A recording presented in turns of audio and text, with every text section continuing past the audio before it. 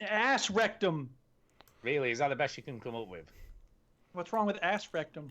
See, I always still think you can't go wrong with knobhead. It just works in every situation. I like welly head. Yeah, well, yeah, but it's not as quite as cursy. It's like cursing in the U.S. Welly head, you can say in front of children. Yeah. You can. So is it cursing? You can say it in front of kids, though? Say again, Eric. I don't think it's cursing if you can say it in front of kids. Well, yeah. Yeah, it doesn't count. No, welly head. Welly head. Kid would laugh at that. It's funny. Kids laugh at It's a funny image. It's a funny image. Just cock. Cock works pretty well. It's true. It's true. Just going cock. You fucking cock. Yeah. You know, it just works. Anyway, do we have anything we need to do before we start? I don't think so. There's no housekeeping, is there? What's going on? I don't know. Let's start the motherfucking show, bitch. We ready? Yeah. Yay. Then away we go. Welcome yo to the veteran gamers. Your attention, please. Tell you about every single game that you're playing this week. News, reviews and an indie pick. Stu story time and Chinny's game breakers. Here comes Duke with the soundbite saviors. Don't make me break my foot off in your ass! F yourself. Gamers. It's the veteran gamers. I like the beats and shouting. Yeah, boy. Switch that console off before you have to press repeat, yo. Okay, like I was saying before I was rudely interrupted. Hello and welcome to episode 501 of the Veteran Gamers Podcast. Yay, 501. Here we go again, people. We're doing this for another 500 episodes. Yep. Yes, God. indeed, do. We really have to do this? Yeah. Hey, shout out to Red Van Man 12. Thank you. I appreciate you being in touch, David. My bad. You're right. I'm going to watch it. He knows what I'm talking about. Moving on. I'm Duke. We are not military veterans. We're veterans of the gaming lifestyle. No, I'm Stu, and I'm not a military veteran either, and I do play the occasional game. I'm Chinny, and I once played a game that involved armies and stuff, but I'm afraid I'm not a veteran. But I am a veteran gamer, and this is streamed live on YouTube, usually at 9 p.m. on a Sunday. But tonight is not a Sunday, it's a Monday. That's right. Suck it, people who like a pattern and a schedule. That's right. Yeah, we stream live on YouTube and Twitch and stuff. There you go. You know, I've just realised something, looking that? at the little animations, that Jamie is a predictor of the future. Why is that? Because he obviously did this animation before I got my Oculus Quest. Well, that is Correct. pretty much what I look like most of the time these Most days. of the time when you're playing games, yeah. Indeed. Indeed he do. Which is just, he's obviously can tell the future. I think I need to verify that. Could we have some video footage of Stuart playing? Maybe? Yeah, well, no one can see it on the YouTube channel because that's still just full of snooker. Well, the thing is, on the YouTube channel, I couldn't publish it anyway because... Why? Hold on. Because he's got a song that... It doesn't matter. Fucking the other people have posted that on YouTube. Without any issues. We're not other people. Eligible.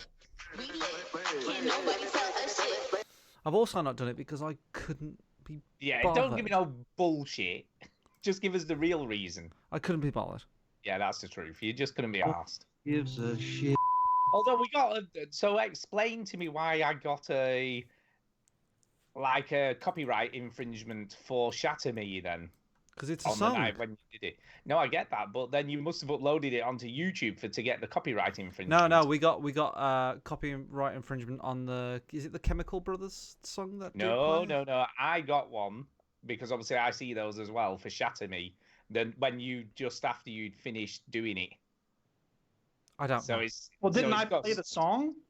No, because This is... Just Anyway, to let you know, goes. this is really boring. Yeah, I've got a story anyway. Straight to your face. What you're saying right now is very boring. Yeah, I've got a story. Right. So it's story Stories. time instead. My favorite Indeed. time. It's story time. Story time. I'll start. The Duchess and I went to a funeral because her father passed. So we went this weekend to New Jersey, where she's from. New And Jersey. we did the funeral, and it was a beautiful funeral. And we ate at an awesome restaurant called the Maplewood. And I played 0 video games on my trip. Yeah. And then I came back here and I did a whole bunch of stuff because I have a book launch happening on Thursday. I'm dropping 2 books. What? That's right. Get down. Yeah. Come on, people. Buy my book. Buy my book. Buy my book. Books. So- plural, I should say. So, Duke, what are your books about? What do we got to So look the forward first to? one is called Cancel the Apocalypse. Here, I have it right here. I'll read you the subtitle. It's right here. Cancel the Apocalypse, Thoughts from an Anarchist, Afrocentric, Feminist, Nonviolent Revolutionary. And it's just a bunch of political essays, stuff that I think might be useful to my students and anybody who hasn't spent a whole lot of time reading about politics and whatnot. It's kind of aimed at younger people, but I think it's got valuable stuff in it for everybody. A good friend of mine said that it was a helpful document for aspiring and despairing activists. So yeah, that's the first one. That's the shorter one. And then the second one's called Class Consciousness, 10 Things New Teachers Should Know and Veteran Teachers Should Remember. And it's full of wisdom from my 20 years of teaching. So it's about 7 pages long. Ha! it's a very thin book. Yeah. No, it's actually a very thick book. It came in at 286 pages. So Wow. yeah. Have you really got 286 pages of words of wisdom? Apparently. You're telling us you have, but like, we need someone to be the judge of this. We need a teacher to read this and say if it's any good or not. It's got 5 pages of testimonials from people at the front of the book. If Most of it's only, about teaching, not about the book, but exactly. If only we knew another teacher that could like assess this for us, like John Mouse, we're for talking instance. to you. Yeah, there you go. We need to give him a copy and Yeah. get him to Yeah, tell wait, us his give? honest opinion. What do you mean Well, give? No, I said we need to get him a copy. We need to I sell will it. buy him. I'll buy him one for whatever. As long as Jesus someone Christ. pays me, I'm happy to do whatever. Yeah. It'll be available on Thursday, Amazon UK, IndieBound. If you're in the US, please buy through a local independent bookstore. And yeah, I'm real excited about that event. I did a radio interview today, and yeah, the newspaper in Sun Prairie where I teach had a big, half-page article about it with a color cover. From Wow. the Is book. this after you complained about them, like, showing other people in the paper and not yourself? Well, that was the Madison newspapers. I hadn't contacted the Sun Prairie papers at that point, but the Madison newspapers still have not done anything. And a former student of mine apparently knows somebody who works for the National Public Radio outlet here in town. And he said, "Hey, can you do something about this?" And the guy said, "What are your books about?" And I gave him a link to the Facebook event that explains what the books are about. And I haven't heard from him again. And he went, nah. Nah, ain't If doing it was this. about like Donald Trump or politics, you'd be onto a winner. One of the books is about politics. Yeah, but they want juicy stuff, don't they? Love that sound. I'm gonna make that a sound clip. Yeah. Yeah. Yeah, but they want something That's what I have to say juicy. about books. Hey, we have people in the chat. People in the chat. What The up, chat. chat? We're live. Purple and Orange Dragon says, "Hey Chinny, are you feeling better? I was ill last Thursday, therefore I didn't play snooker on the stream." No, I know, and I was away and Um, just doing other stuff. we have Mint Safe, and he says, "Sup veterans, Sup? 500th episode was epic.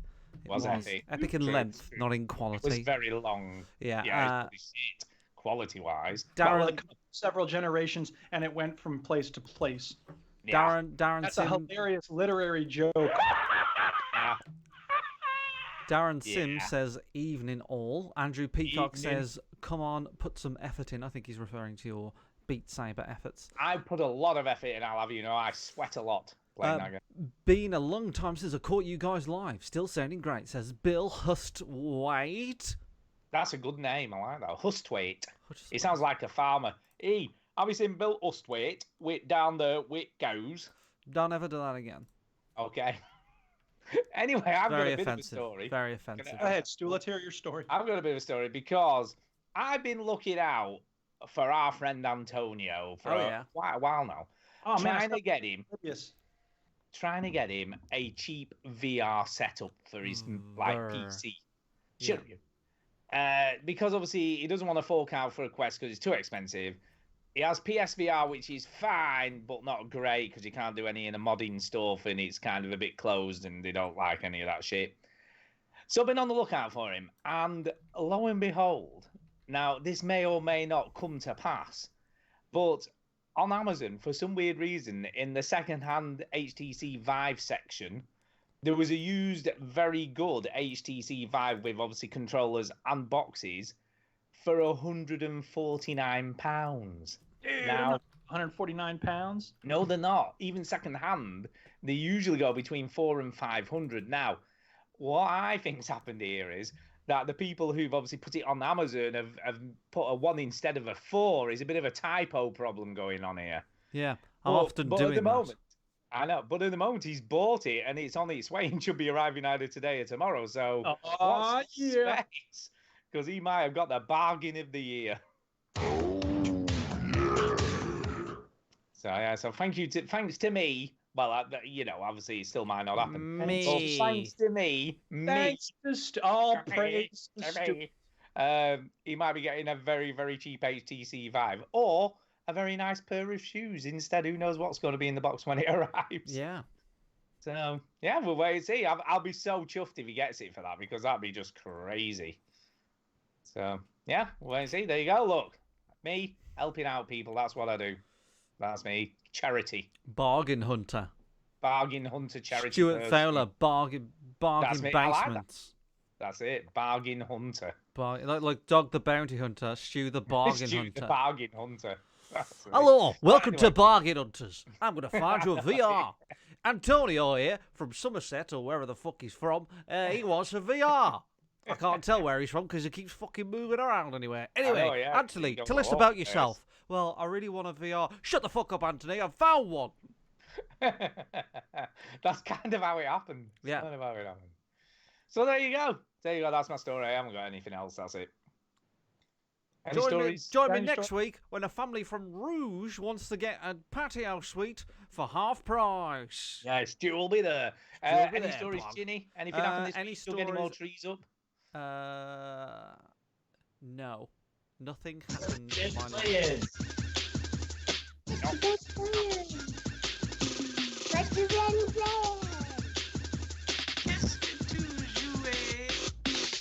Hello, welcome to Stu's Bargain Hunter.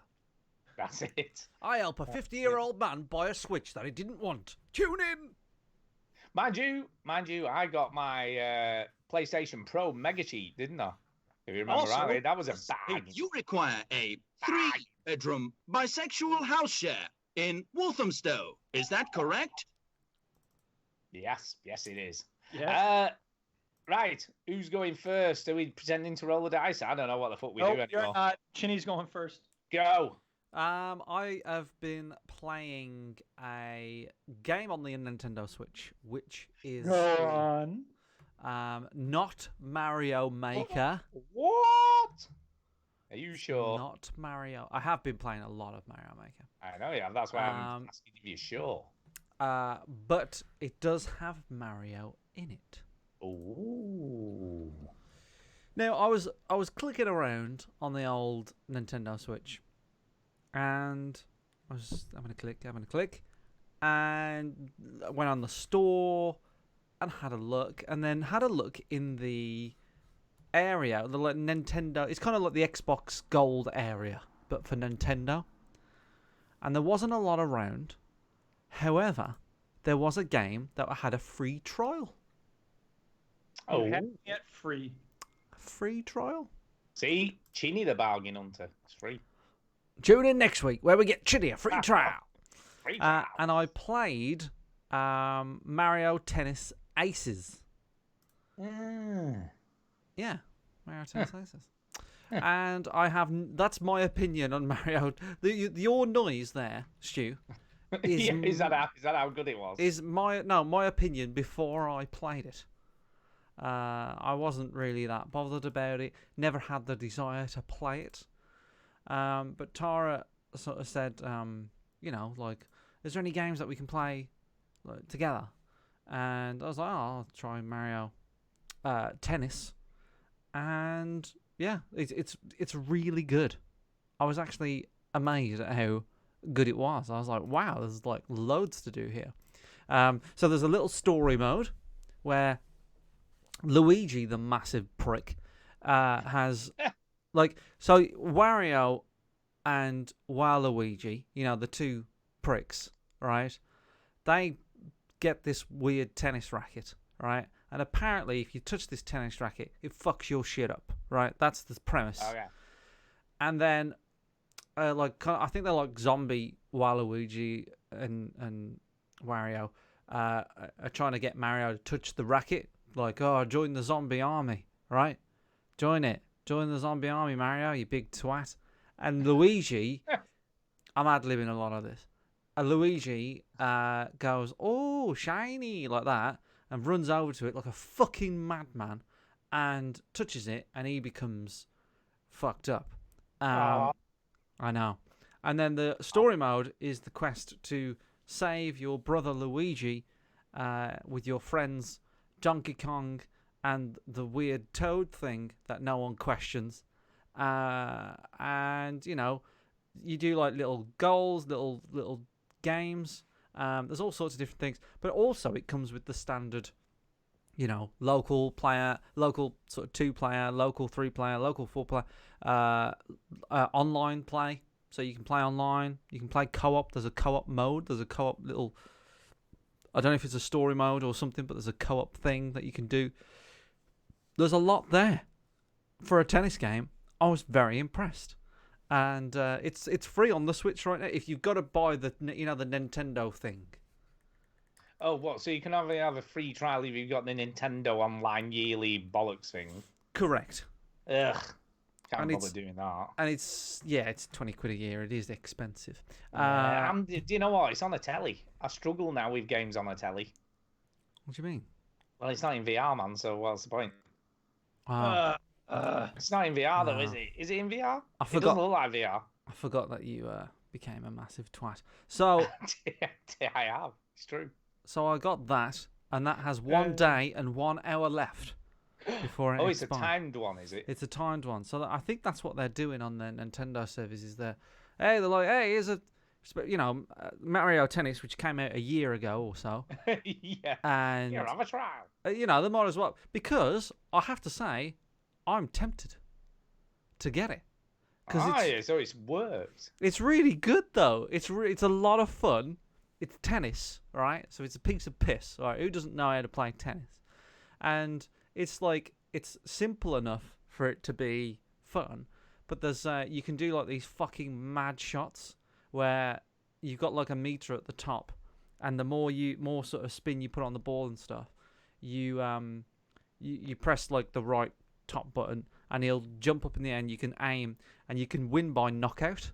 So if you aim the ball at the other person's tennis racket, you can smash it up, you can fuck it up. Yeah, take that, other person's racket.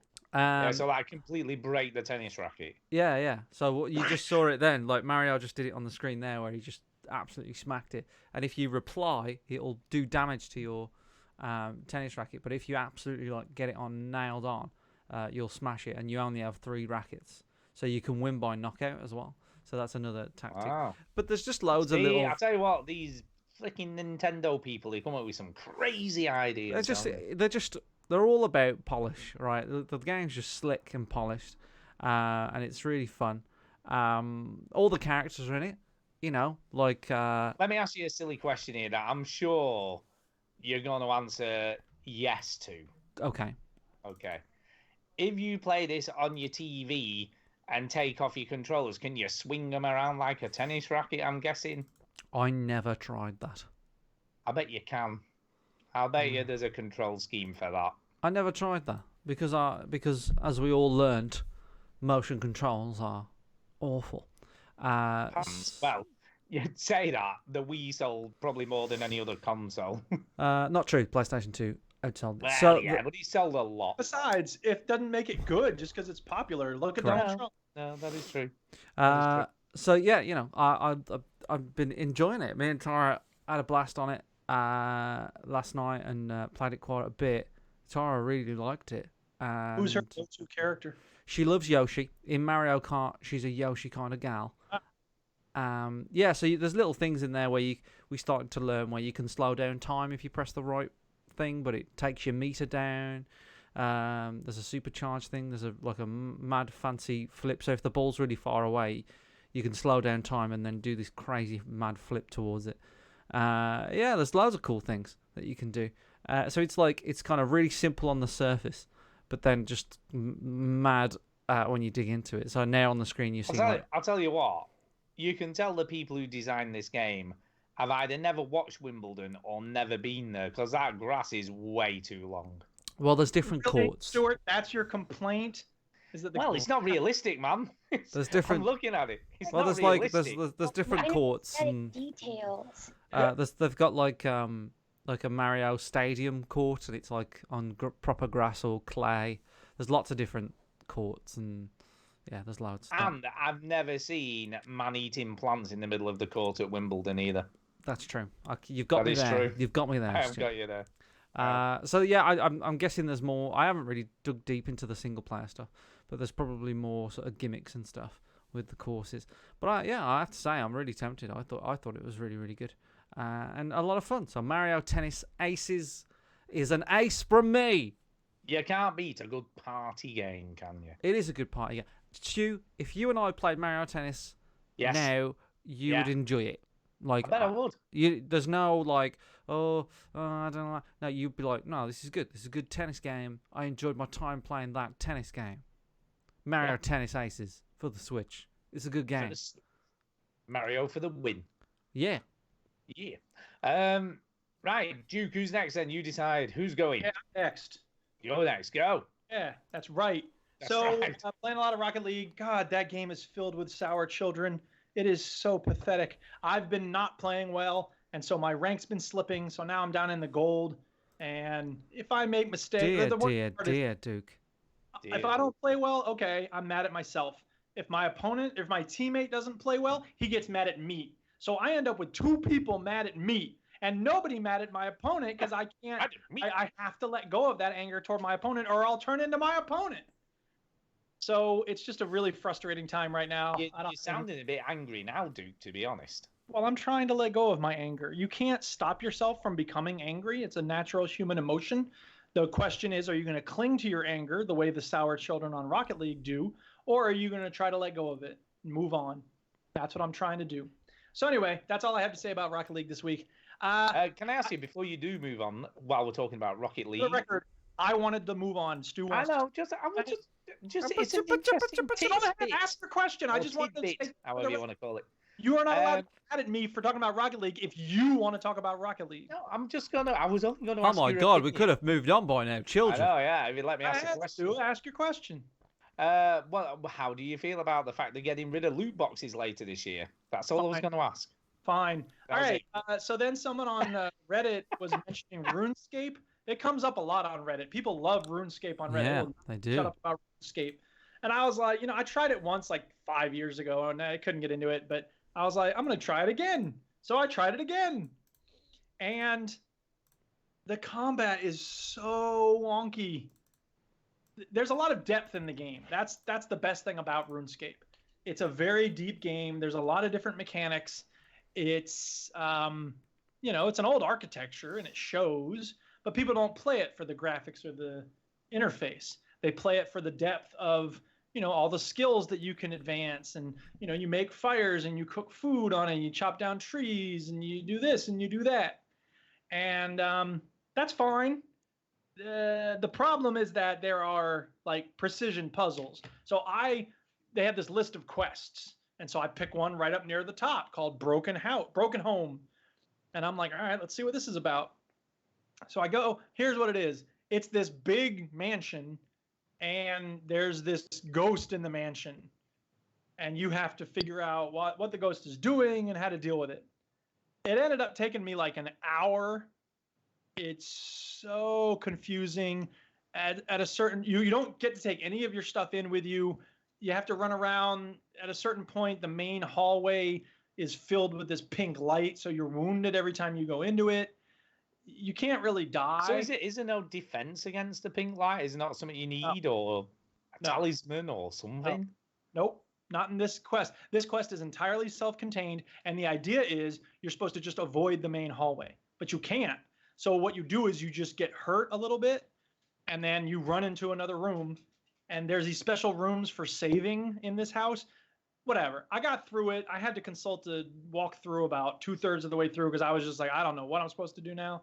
And I complained about it on the RuneScape forum on Reddit, and everybody goes, that quest is shit. Everybody hates it. I'm sorry you found it. The rest of the game is not like that. And I was like, all right, whatever.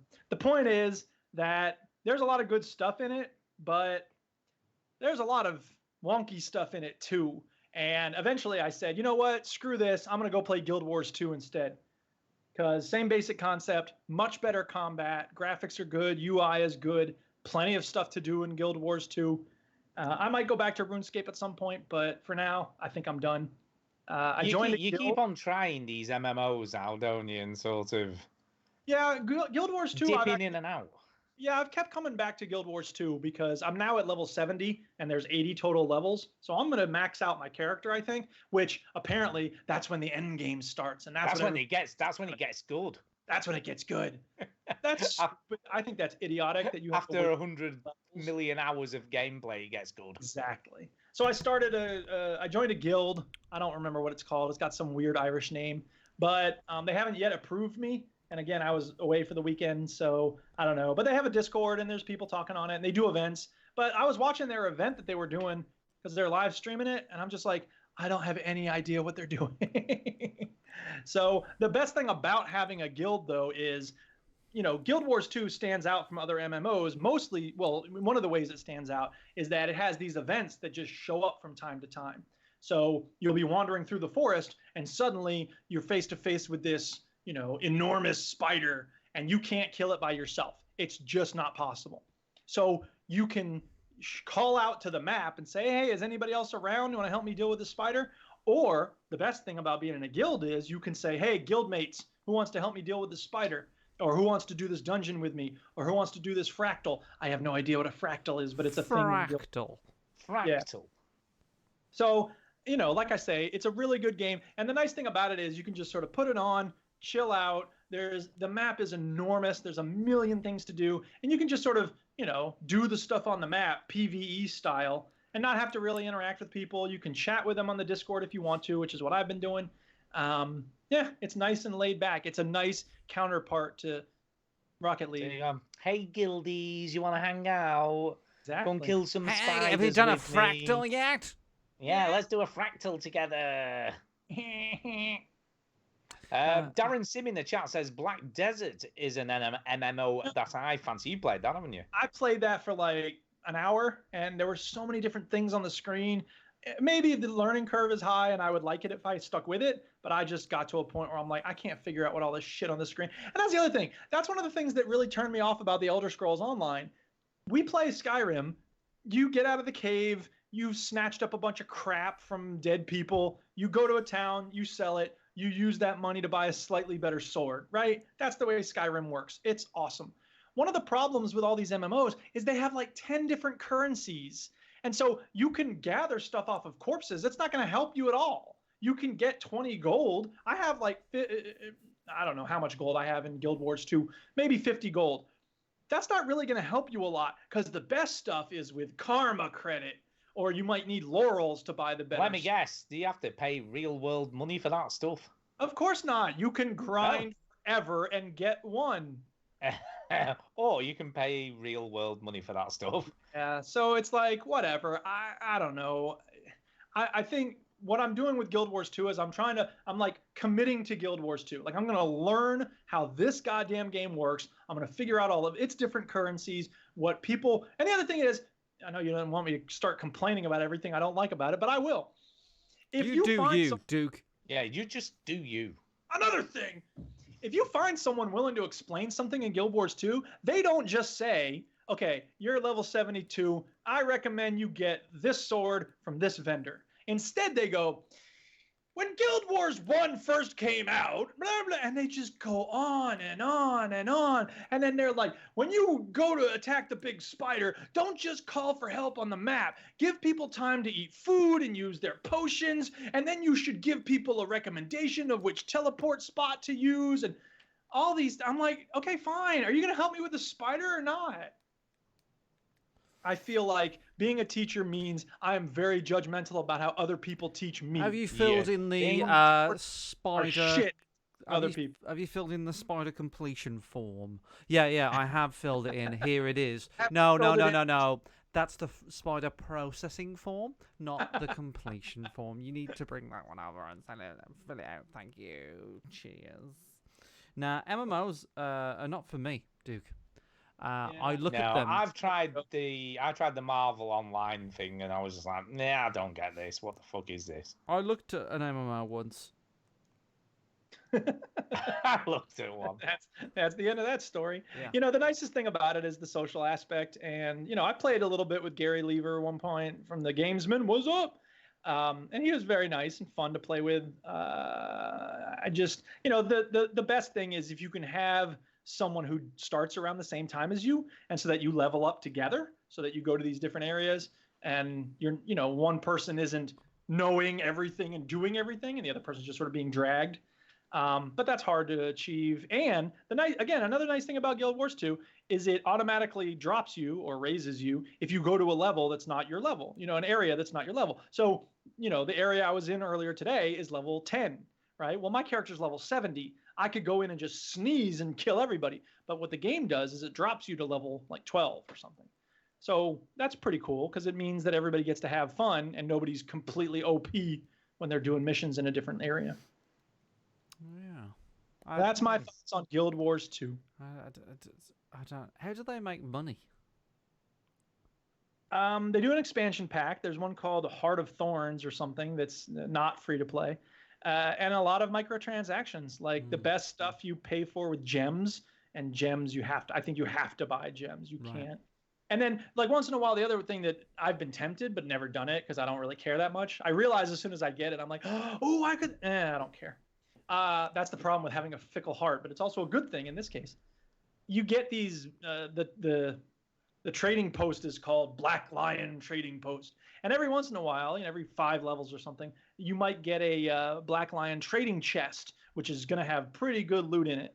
And when I got my one recently, I was like, oh, yes, these are awesome. I don't have a key to open it.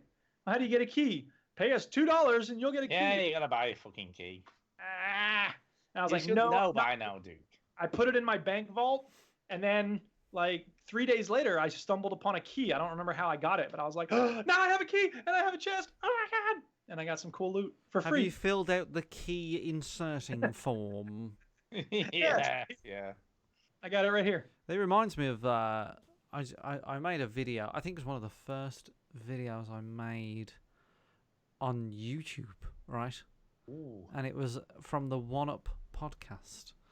Ooh, that's right. I remember seeing this. And he talks about basically like a San Andreas MMO that somebody had modded and made. And I'm sure there's plenty of these for GTA 5 now. And it was basically like to get into this server, you have to fill out like this. You'd have to take this exam, right? Yeah. And then if you have to behave. Everybody in this server is a real person. So if somebody is driving the sweeping streets machine vehicle, that's a real person. If somebody's stopping at a red light, that's a real person. And you have to obey the laws. And even if you held a weapon out, police would come get you. And the police are obviously they have real courtrooms real and people. Everything. Yeah, and you could go to jail. And even if you held a dildo, people would find that offensive, just as they would in real life. And it makes me think of that. Now, in GTA, I would be up for that, but only really to troll them, not to sort of endure it. But I don't know. It's just when I look at Guild Wars 2 and any game like this, I struggle to see the fun in it. For me, the combat seems bad and repetitive. The they're often fantasy, which is an absolute no for me. You don't want a spider traveling with you as your pet? No, and also buy pets, pets. By nature they just look really jank. Like the wolf that's been following this character that we've been watching has just been running into a wall for like half an hour, and yeah, it's kind of jank. I mean, I don't know what to say. For me, it is the combat. I think it's really polished in Guild Wars 2. It's a weird way of playing the game because the controls are different than most action games, but I like it. It's relaxing. There you go. So. There you go. All right, Stu, tell us about your VR bollocks. Hey, don't be so rude. Okay, so Racket Fury is a game. Yes. Where you play table tennis on the Oculus Quest. I thought you talked about this. I have, but they have recently done a big update. Is it really that big? It is. Yeah, they've completely remodeled. They've remodeled all the physics. They've added the simulation mode, which was already in, but was a bit janky. Okay. So they've actually done that. But I don't know whether I find it as fun in simulation mode because I can play table tennis, but I'm not amazing. And when you're playing simulation mode, it's like playing real table tennis. Right. So in the normal mode, it was kind of arcade.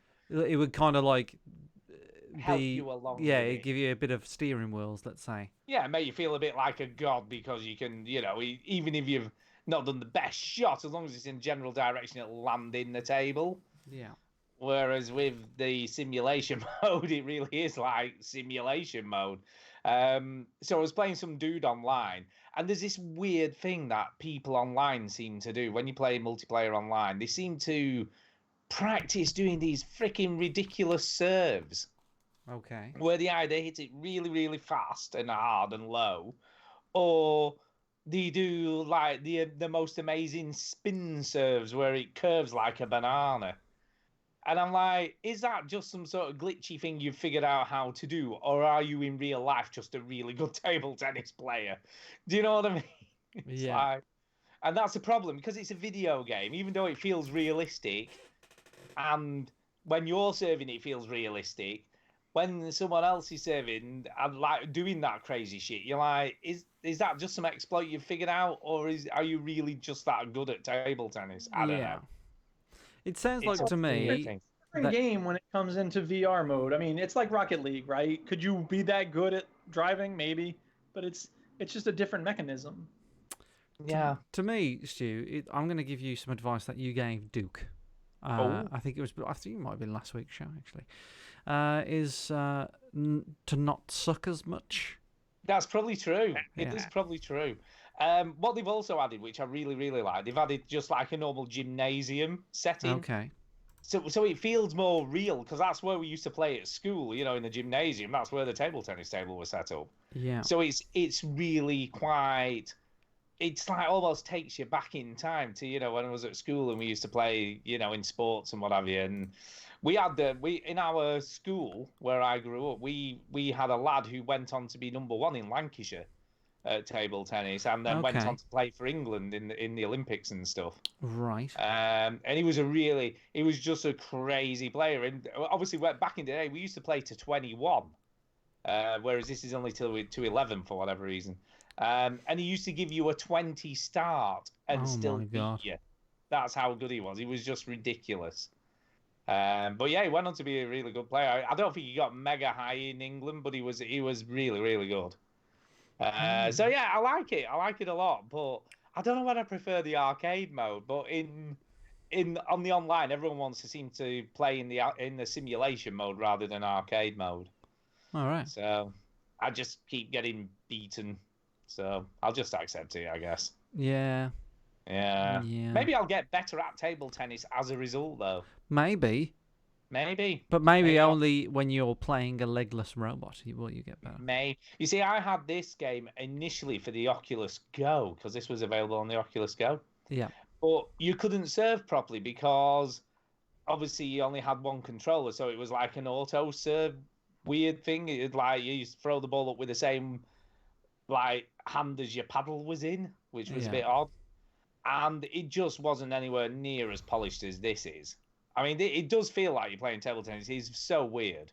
It is very. This is, when you talk about being like engrossed in a VR game so much so you forget that it's not real. You forget where you are, yeah. Yeah, it kind of verges on that because it's like you stood next to a table tennis table. It's very odd. It's very odd, but good. It is good, but hard. Yeah. So there you go. We're back over to you, Chinny, I guess. That's right. Okay, well, I've been playing more Mario Maker 2, and I thought what would be good. I mean, I have had trouble making a level again. It is difficult.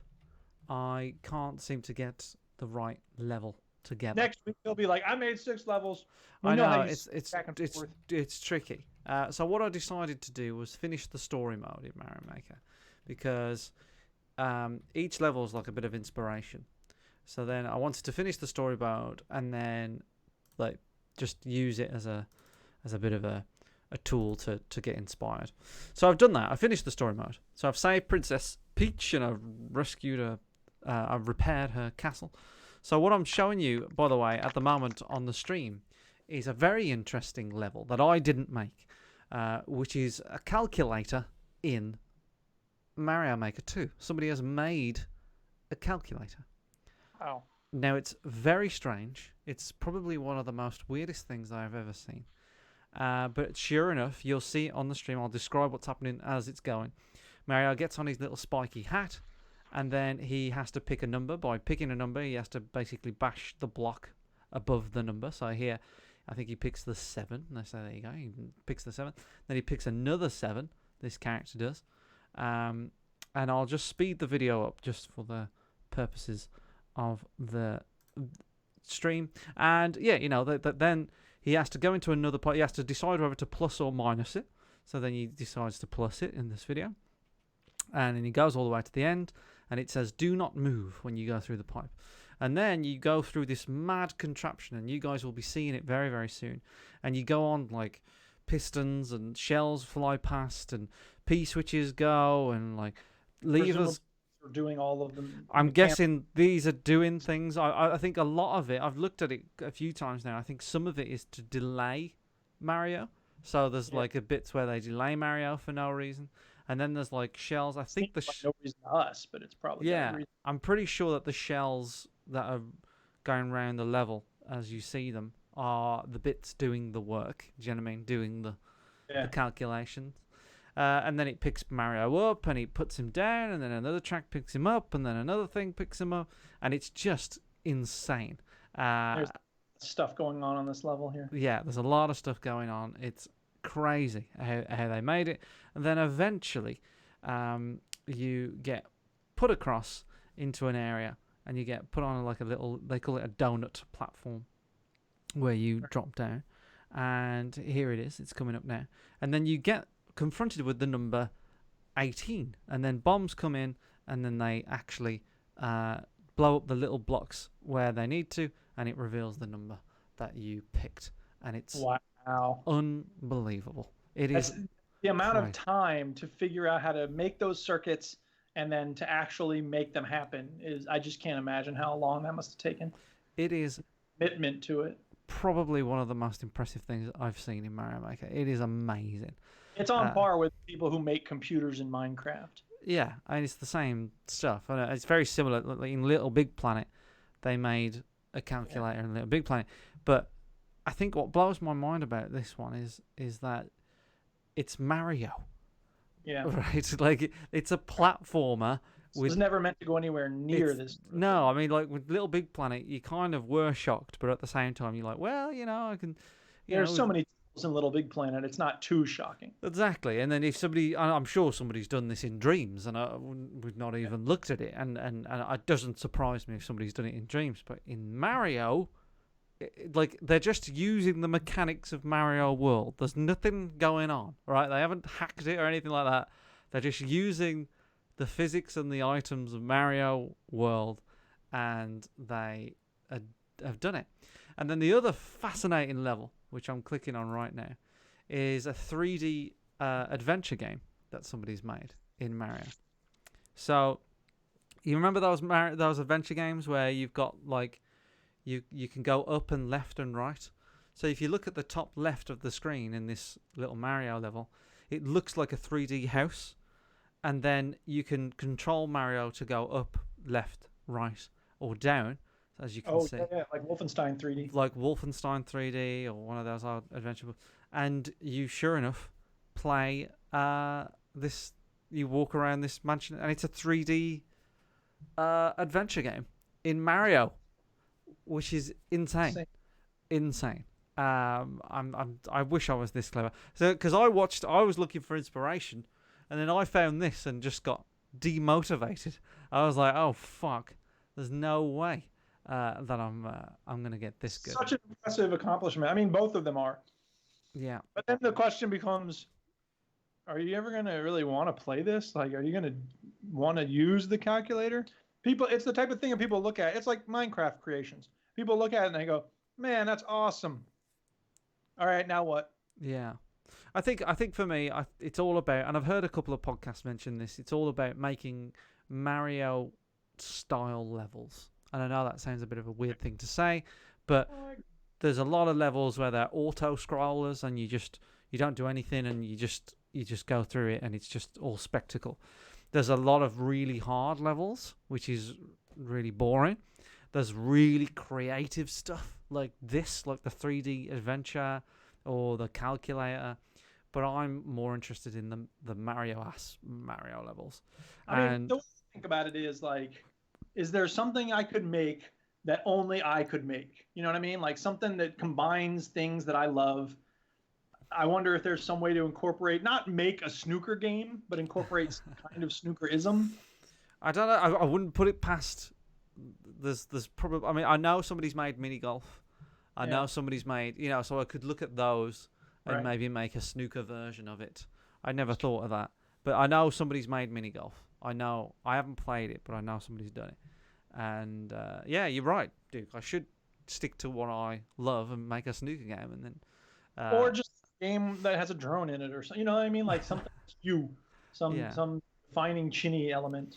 Yeah, but it's unbelievable. Mario Maker 2 is I was struggling with like games this year in terms of like actually getting around to playing some games, but what would be my game of the year? And Resident Evil 2 is probably like one of the best games I've played this year. But Mario Maker 2 is just unbelievable what it can do. And I've just finished the story, but in the story mode you build the castle, right? So you have to build Peach's castle, but there's 100 like levels, and in true Nintendo form, you don't have to beat all the levels to finish the castle. So I'm playing these Mario Maker levels. Every Mario Maker level made by Nintendo in Mario Maker 2 is fucking brilliant. It's just brilliant, and they're all made in Mario Maker. Yeah. So it's like, this is what you could do, and you're just like, whoa. How do they do this? How do they think of this stuff? It's just so... It does demotivate you sometimes. You're like, I'm never going to think of something this clever. But I suppose you start from nothing and, start with writer's block, don't you? And then build. So I've been struggling to... I've got about 3 levels on the go, and I've had a few people who listen to the show message me saying... I've been playing them. Even Antonio has been one of them. And his little brother played them. Carl's been playing them, and his son had a go on them. And people have said, like, good level, I followed you, and you know what I mean? So because you can follow me. If you find somebody who's making good levels, you can follow them.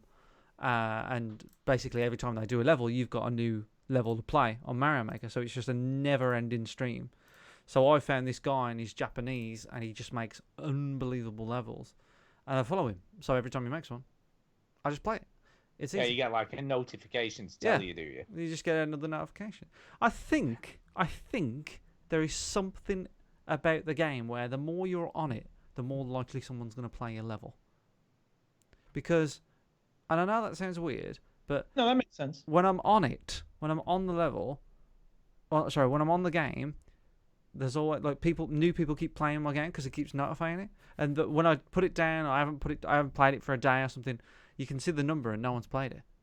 And you're like, I wonder if it like favors people that are playing it more to to because on the endless mode is the it's the bit where like it just chucks any random level at the player, and it will maybe pick one of yours.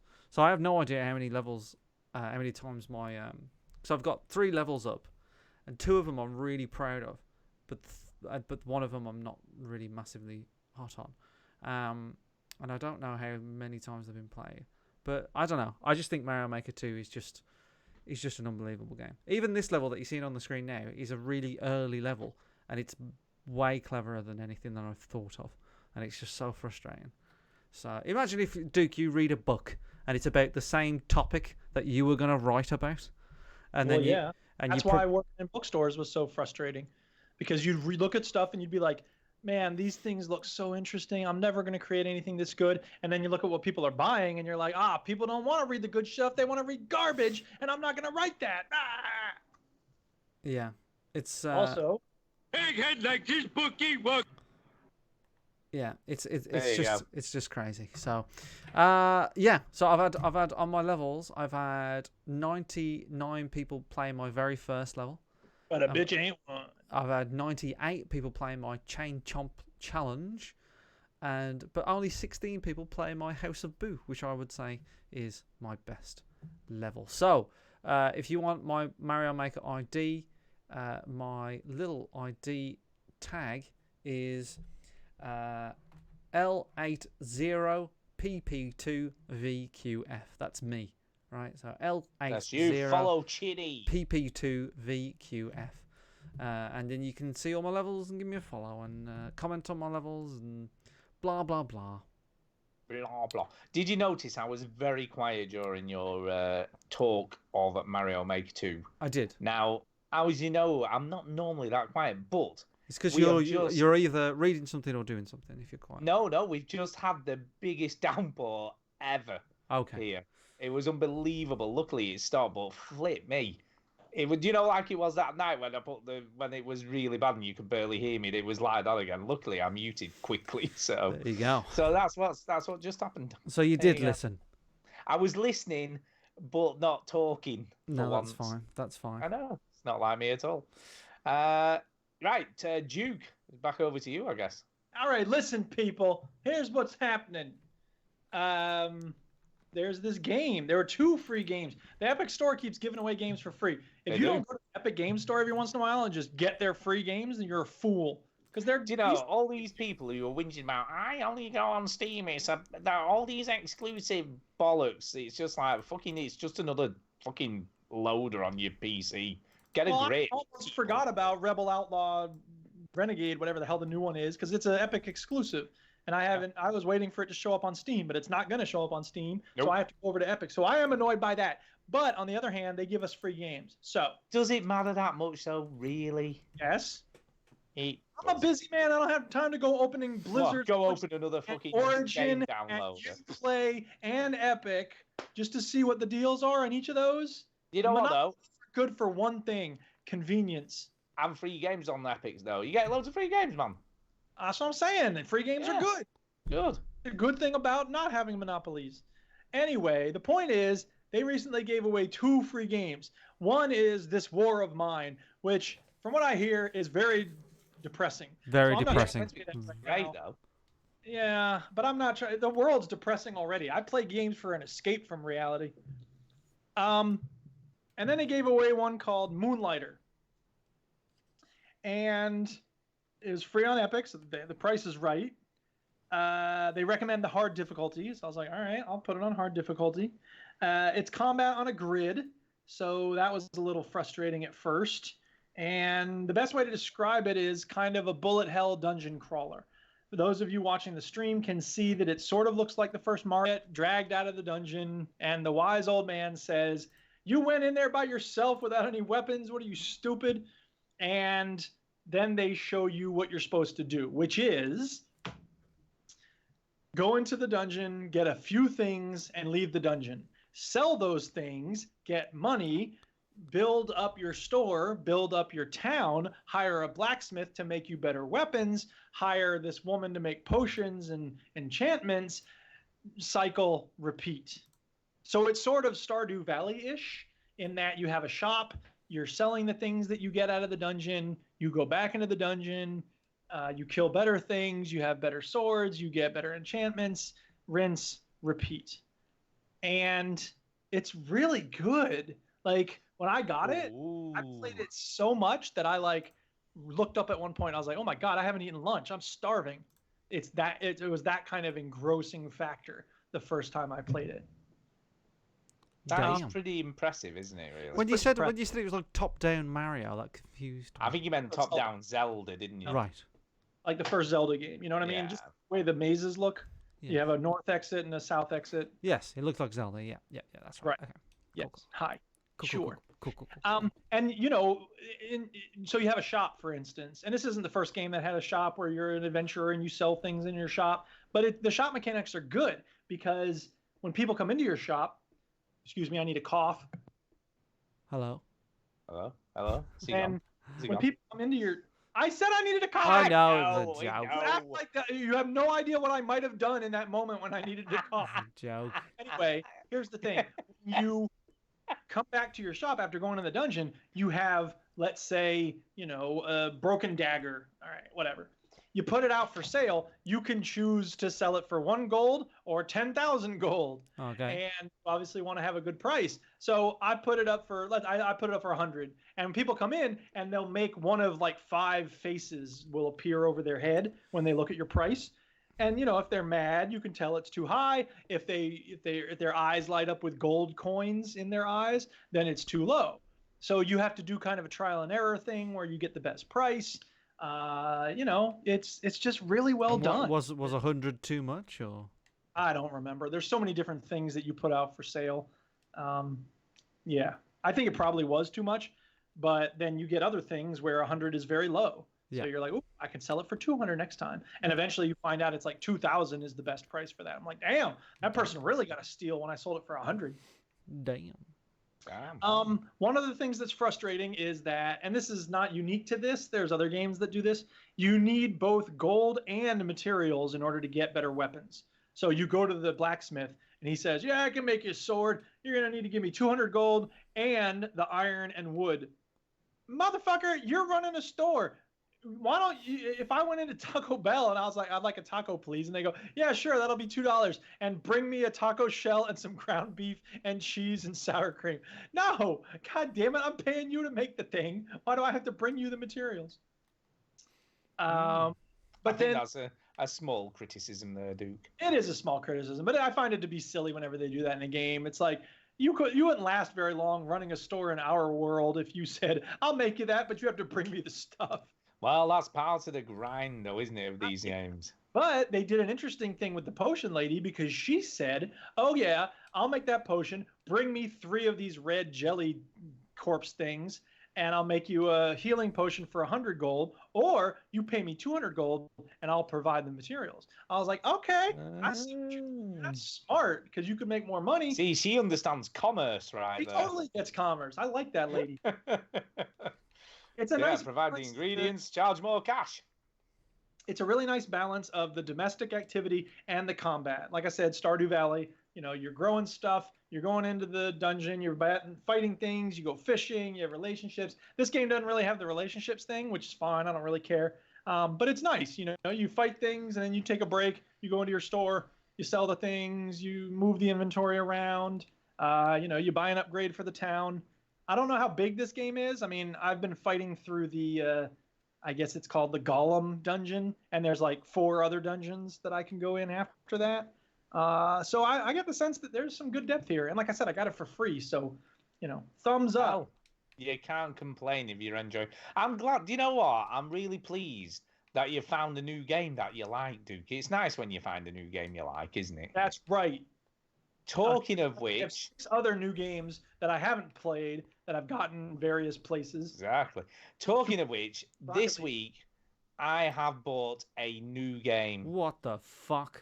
I have bought it. I have bought a game on Steam that I'm actually quite shocked I don't have in my inventory. Is it VR? No. Well, yes and no. It's always yes and no with you, isn't Is it? the answer to that question.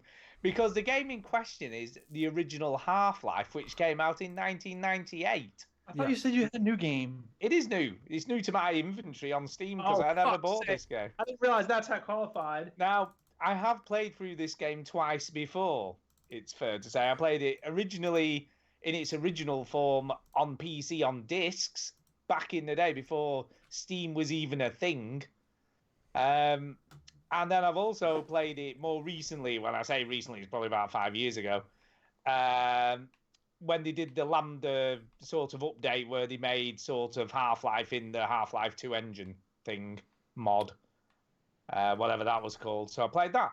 Now, there's another mod which enables you to play it in VR. So you have to... What's quite cool about this is you have to own the original game. So they're not pirating or anything here. You actually have to own the original game. Bollocks. And then there's a little bit of work. There's a little bit of work to be done here, because what you got to do, you've got to go into the file system on your Quest. You've got to create a whole new folder. Then you've got to... What? What? File folder. It's less complicated to mod Skyrim, for Christ's sake.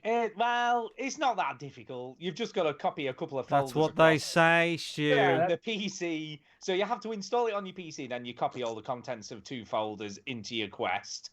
And then you download the mod from SideQuest, which is just as straightforward as clicking a button. And then you're away, and you're playing Half-Life in VR. Dude, Half-Life. Which is just weird, right? Because obviously all the textures are so flat when they're next to your face. But it still kind of works. You're kind of in this VR world, like in the Half-Life world. The graphics don't have to be good for you to buy the world. I know.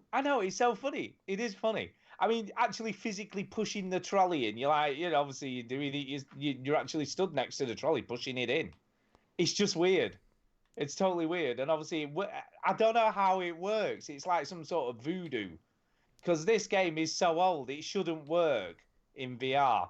But what's that got to do with anything? I don't know. It's just like it shouldn't work. But it's not that the two don't match. Like, it doesn't matter that it's old. You can put any game in VR. No. But to be fully immersed in a 3D environment, you're actually inside of all these levels. You know what I mean? Is when it was never designed to do that. But they still create a believable environment. I know graphically not, but like No, what I'm saying is that the person who's created this mod is a witch doctor. Is a freaking witch doctor to create this mod where you're actually inside of the Half-Life universe. It's just so weird. What he's also done, you'll see this now, when he picks up the crowbar, obviously he's had to mod all the controls so that it's like, in proper VR swinging around the crowbar. It's very clever. I'm just totally astounded that this dude has done this. And he's added laser pointer now on your weapons, so like your gun and your shotgun has a laser pointer on to make it a bit easier to aim. So he keeps on updating it as well. Does your crowbar have a laser pointer? No, you don't need one. Unplayable. It does this weird thing though, where and he's got a really, when you used to go between areas, it used to be like loading, and you used to have to wait for it to load up the next little section. Yeah. That's all totally gone. It's completely seamless. I should fucking think so. I know, but it's like a fucking... Hey, breaking news. Came from 70 years ago. Doesn't but look, whoa. Can we just clarify? This is playing on effectively a phone. Yes. The engine... It's fucking amazing now. 1998. Holy crap, look. I know, but it's an Android phone. Your phone is more powerful than the computer to launch the satellite to the moon in the 60s. You sound so fucking old right now. I am old. Look, let's just say he's done a good job, the lad. But he does have a few little minor bugs where, for some reason, but when it does do the load, even though it's just like it's literally like a second of a, like a jitter. To show that the next bit's loaded. Fuck this guy. No, whoa. Let me just explain. How fucking dare him do when that? you only have the crowbar, That's shit. It detaches. Shit. it detaches from where it should be and ends up floating in space in front of you, which is that's awful. I hope he I fucking know, dies. and it's free. Well, it's not free because you have to buy Half-Life, but I actually paid £7. You know, if I'd have got this in a Steam sale, it'd have been about £1. So I've had to pay £7 for this game. Awful. But it's good. I hope So the man good. rots in hell. I know. Fucking doing all that hard work for nothing. Have you saw the guy who made Spider-Man in VR? No. He made Is his this a own. joke? No. No. Go on then. He made his own Spider-Man game in VR. For a Alright. laugh. For a fucking joke. Dude. These people are just fucking like the dude making a calculator in that. This dude doing this, and it's had loads. It's one of the most downloaded mods off the side quest thing. But it's so cool, super cool. Yeah, I'm just trying to find the guy who he basically.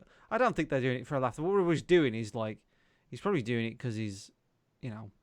Can this be done? Can this be done? Can it, you know, Yeah. looking for a job. But he talks about how, you know, like everything is interactive. Your body is fully modeled in the game.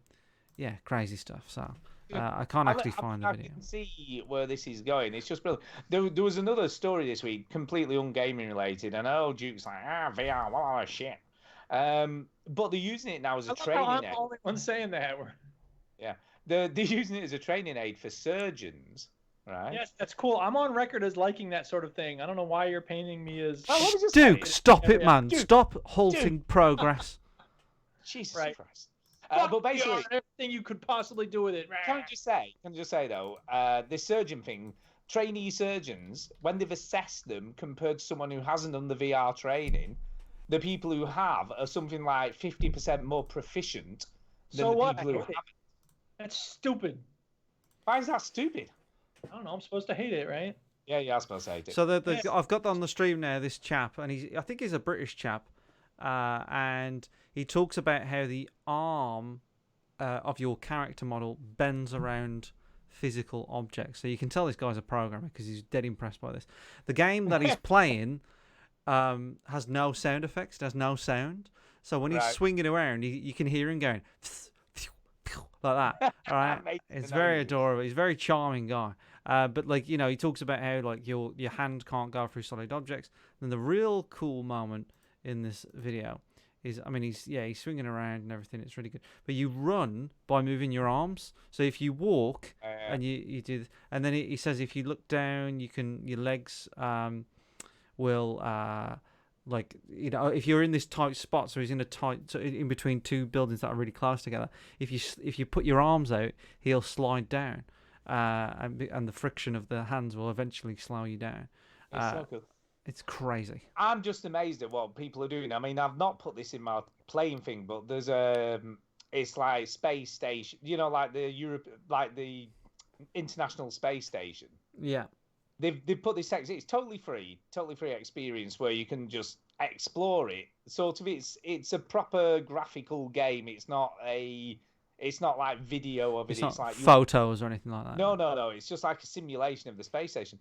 But they've put all the it's a virtual recreation. They put all the handholds in. Yeah. And you can either propel yourself by just using the thumbsticks, or like astronauts do, you can pull yourself along using the handrails and stuff that are inside the space station, which just works. Yeah. You know, like the physics that they've got in there to make you propel yourself along just works like you're really in there. It's just the weirdest sensation, like pulling yourself around in the place. I said the PlayStation then.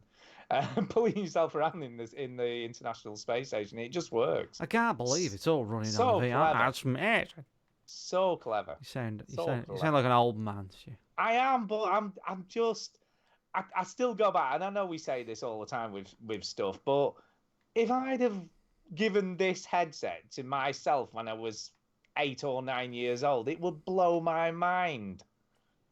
Do you know what I mean? When you think what was available technology-wise in the 80s compared to what there is now, it's just freaking ridiculous.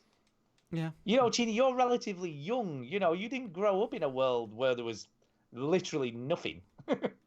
Well, you know, a world where there was literally nothing. Well, technology-wise, but I'm like the life before 2000.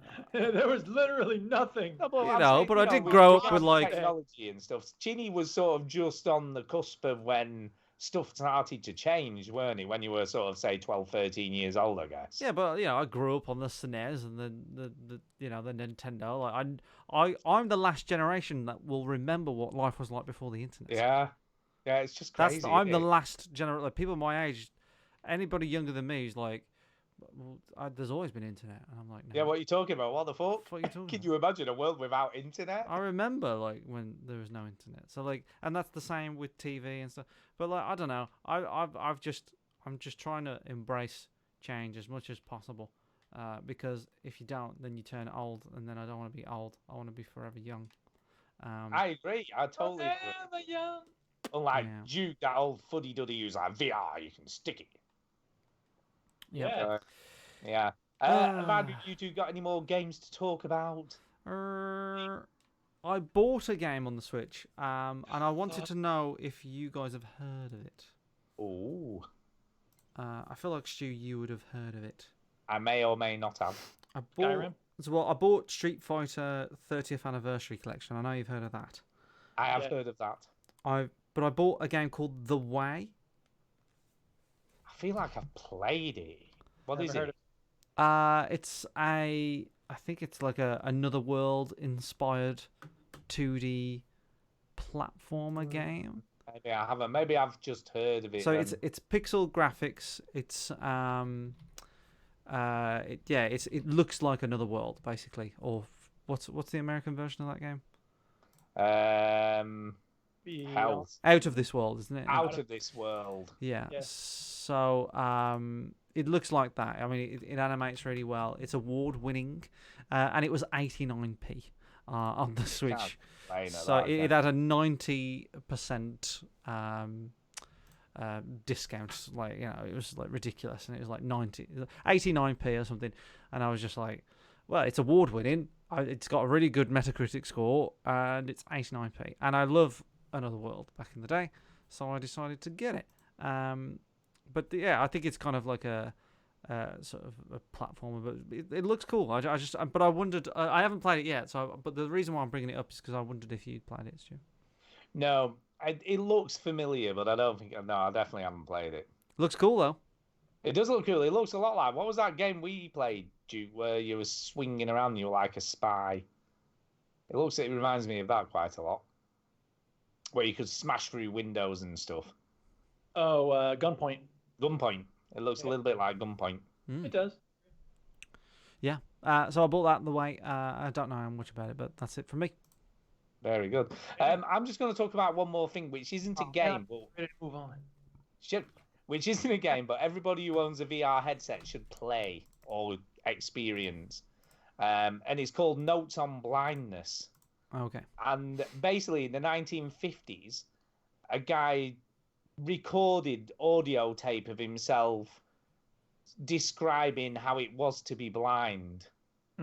So describing what he could hear, if he was in the park, what he could hear, and what he was imagining was there, and what was just background noise. Really, is quite an interesting thing.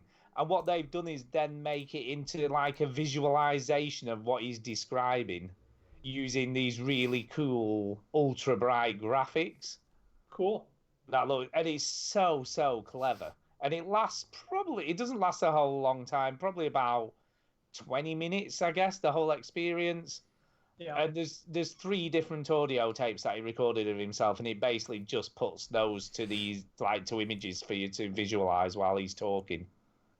And it sounds really weird, but it works really, really well. And it's so slick. What they've managed to do is really, really slick. And it's free. So if you have a Quest or a Go or a Vive or a Rift or any of these platforms, I'm as far as I'm aware, it's on everything. And it's free. So just download it, give it a go, because it's kind of a eye-opening and makes you think about what it would be like to be blind. So there you go. Yeah. There you go. I quite like stuff like that. Right, before we move on to the news, I have actually got some podcast news. Podcast news. News about the podcast. News about the podcast. Yeah, the news is to celebrate 500 shows, I finally got around to putting us on Spotify. So we're now on Spotify as well. So if you want to listen, via Spotify, you can do. You know how you're listening to us now? Well, imagine it was different. Which it won't be. It's just a different. It won't level. be. It won't be any different. It might be more convenient. If it is, let us know that you appreciate the move to Spotify. Whoever's listening to this, if you change to Spotify, tell us why. Tell us that it's. We haven't moved, by the way. We're still on everything. No, I know. I'm just saying, like, if the person chooses to listen to us on Spotify, tell us why. Yeah. We're just on an additional platform now. Yeah. And I've got some other news, can I just say? And the other news is I have also set up a thing called Chartable for us. Do you really need to talk about that? I did this quite a while ago. What are you talking about? And it basically tracks where you are on iTunes, like all over the world. But that's vanity, Stu. Yeah, and we're stay modest, Stu. Just to let you know. Oh my God, he's not hearing it, is he? Shut up. We're ranked number 12 in Nicaragua. So there you go. Yeah. So that's our highest chart position in the world. Right. Okay, moving on. Nicaragua. Who knew? Putting news first. Yeah. Is there any news this week? I don't know. No, I don't think there is. Okay, now it's time for email.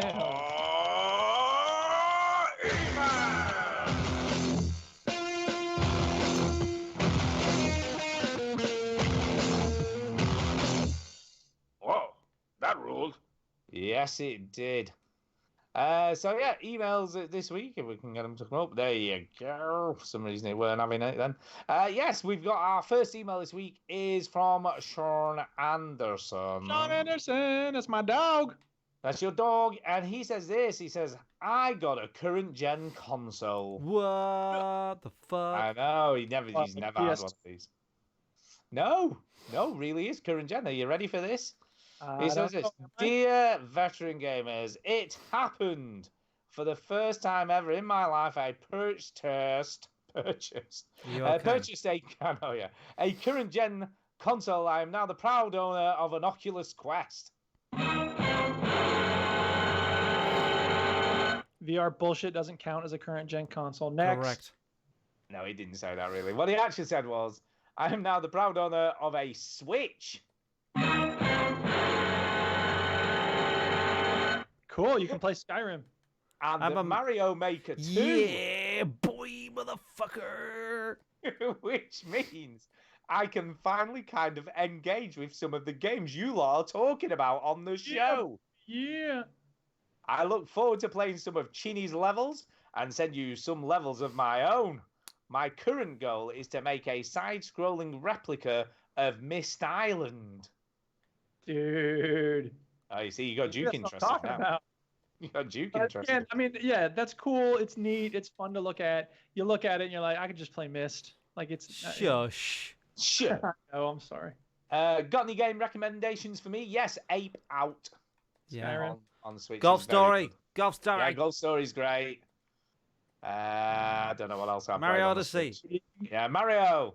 Who Mario Odyssey. like Mario Kart. Mario Tennis. Mario very Kart, good. Rocket League. The Street Fighter. Rocket League is probably on there. It is definitely on there. Yeah. That's about it. That'll keep you busy for a while. Yeah, I'll keep you busy. Thank you. Good night. Much love. Sean. Thank you. Good night. Much love. Sean. P.S. We're doing weekly videos on my YouTube channel now, so you should subscribe. Also, my dream is to include all three of you in future videos at some point. I've said to Sean, thank you, good night, much love. One day I'm going to be in one of those fucking videos. Sean does really cool sketches on his YouTube channel, and there's one sketch, and I think I have told Sean about this, and it made me laugh so much that I think I watch it once a month. This sketch. Does it keep you happy? Does it? It just makes me laugh so much. And Sean's not in it, and I think I asked him about it, and he said, yeah, he didn't like have much to say about it. It was his mates that sort of wrote it and stuff. But it's just so funny. It's called Complicated Chess, and it's just so funny. I love it. I just think it's great. I wish I was in that one, or a sequel to that one. But yeah, I've said to Sean, one day I'm gonna be in those videos. You're gonna be in. I'm gonna do it. He says, by the way, my username is 16mman. All right. I left a weird alien thumbs up picture on Chinny's first level, The Chase for Lives. Ah, yeah, that's mine. I could not make that jump and collect the lives. Good level though, Chin. You can make the lives. Just keep going. Just can't do it. You made it too hard for him. Nah, that's my first level. That was like an easy. That's not hard. You're fine. It's made it too hard. Okay, next email is from someone new, I think, called Warlucky71. All right. Warlucky. Wait, I was thinking of Warlucky 70. Yeah. Yeah, that one makes all the Warlock difference. 72. Yeah, that's what I was thinking. Warlucky 70. Now I knew who he was. Yeah, I just figured. Well, I'm sure Warlock 71 is fine, but I was really looking forward to an email from Warlock 70. Yeah, he's Warlucky. No, Warlock 74. His emails are fucking crazy. There is no 74. You're thinking of 73. Oh yeah. Anyway, go on. He says this. Hi guys. Hi. I don't think he actually talks like that, but anyway. Hi. Congratulations on 500 episodes. Oh no. I've been listening to the podcast since 2012 and it's still great. Oh wow. He's going to stop listening for some reason. I know, yeah. Actually, I have a question for Stu about VR. Oh, for fuck's sake. I love you, Warlucky. He says, anyway, I'm thinking of getting an Oculus, but not sure which I should get. The Rift S sounds good with power of the PC behind it, but it's wired. The Oculus Quest looks cool and is wireless, but I want to play the PC games like Fallout and Skyrim and Doom. Yeah, Doom's terrible, by the way. I played that. It's not good. I played it on Vive. It's didn't like it at all. I believe PC VR games can be used with the Quest somehow. Has Stu tried this, and how does it perform? Right, okay. Right, fucking right. Right, you're listening. Get your listening ears on. Right, okay, here's the lowdown. Here's the fucking big dick lowdown, here's right? Here's a big fucking dick lowdown. Here's the situation. My parents went away for a week's vacation. I haven't tried this because my PC isn't powerful enough to do it, because you still got to have a PC powerful enough to do it. But here we go. I have looked at this a lot. There are a few various ways that you can achieve playing Steam VR games on your Oculus Quest. Here we go. Here comes the good stuff. The easiest of which is by using an app called Virtual Desktop. Say what? Virtual Desktop, which you can download in the Quest Store, but the version in the Quest Store did have a way of doing it, and then Oculus went, nah, I don't think we're going to let you do that. Get the fuck out of here. You'll have to fucking undo that update you did that made it able to do that shit, because we don't want people playing Steam games on here. We want them to buy shit. So they undid it. But if you use SideQuest, you can still like download and install the modded version of it, which has that ability on it. Now, different people have different experiences. From Stu, can I stop you there? Sorry. You can. Sorry about that. I'm so sorry to disturb you. What? You lost me. I don't know what the fuck you're talking about. So basically, there's an app on the Oculus Quest called Virtual Desktop. Right. And what it basically does is streams your desktop PC to your Quest, so you can use it like your PC. Right. Right, but within that... Surely that won't fucking launch games very well. Well, it doesn't. It doesn't. A lot of it depends on how. It always does, and it does it with you, isn't it? It depends how good your internet is. If you've got a really good internet with like massive download and upload speeds, it works pretty well. Oh. If your internet's a bit, it doesn't work as well. And then there's a couple. There's AR VR or something like that, or LVR or something. There's quite a few other ways of doing it. There's about 3 different ways you can do it. There's about 3 different ways you can do it. You can do it. Now, some of them are better than others. The easiest, by what I can gather, is AMD graphics cards have an inbuilt ability to do this. So you don't actually have to install anything from what I can gather. You can use this shadow thing that's built into AMD graphics cards. I don't know, some weird thing. And everybody's saying how amazing it works. He doesn't know. He doesn't know if it's a DJ or a thing. I do know who DJ DJ Shadow is nothing. I know DJ Shadows. DJ Shadow is a great DJ. He is a great DJ. Does some really cool scratching. Yes. Yes, he does. But anyway, what does your soul look like? There's varying reports on how well it works. So you've just got to, I guess, take the plunge. My advice is this. The Oculus Rift S is very good by all accounts, but most people are saying it's not that much of an upgrade from the last version of the Oculus. Yeah, I did hear that. I did hear that in the work kitchen area. Apart from the fact that it's got the inbuilt positioning thing, but pretty much everything else hasn't changed that much to the last version. Whereas the Quest is wireless. I don't know how much I can bang on about this, but it's just portable. So wireless means no wires, Stu. Correct. You can take it wherever the hell you like. If it's dull enough, there's no sun outside, you can just go and play in your garden. Play wherever you want. What the fuck? I know, exactly. My advice is that I would go for the Quest, I think. You know, even though it's not as powerful, there's tons of stuff coming on there all the time. Like, SideQuest keeps bringing stuff to it. There's a new game coming out this month that looks amazing. They've also updated it so it works with this thing called Vulkan, which is this new way of optimizing graphics and CPU usage on Android devices, which, again, is improving what can be achieved on the Quest. So I'm not too concerned, to be honest. I think a lot of stuff's going to start getting ported across once that's enabled and people start using it. It's meant to make it so much easier to port PC games to the Quest. So I think a lot more They'll stuff's just fucking release another Oh, one. dude, they should port Half-Life to the Quest. I know. That would just be amazing. But that's my advice. I haven't tried it so I can't speak from experience. I can only tell you what I've seen, other people saying on Reddit and because I look a lot on the Reddit forums on stuff like that because I'm always looking at Reddit for Quest stuff.